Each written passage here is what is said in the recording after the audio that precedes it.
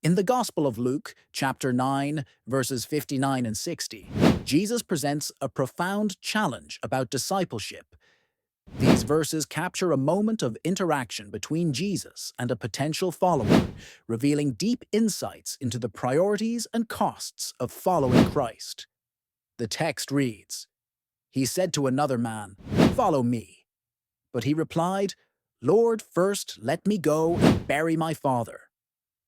Jesus said to him, 'Let the dead bury their own dead, but you go and proclaim the kingdom of God.'"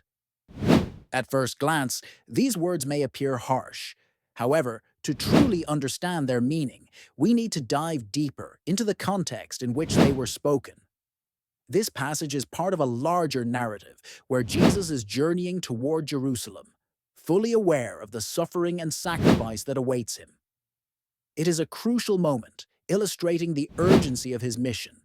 When he invites the man to follow him, Jesus is offering the chance of a lifetime, an invitation to be part of something eternal. Yet the man's response, "First let me go and bury my father," suggests a hesitance, a reluctance to fully commit to Christ's calling. In Jewish culture, the duty to bury one's father was not only a familial obligation, but a deeply rooted societal expectation.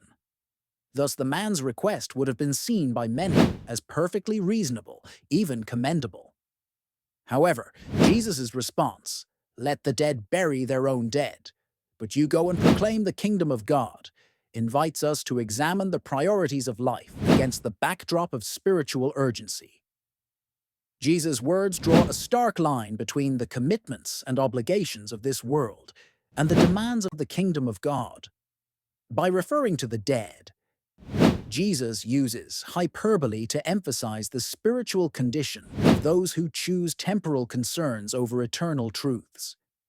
He implies that there are deeper spiritual assignments at stake, tasks that only those who are spiritually alive can fulfill.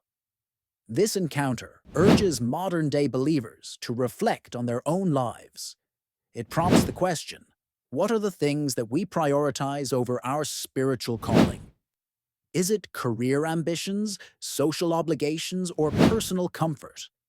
The narrative reminds us that the call to follow Jesus often requires decisions that defy conventional wisdom. It invites us to embrace a radical reevaluation of our priorities, challenging us to consider what it truly means to be a disciple of Christ in our current era.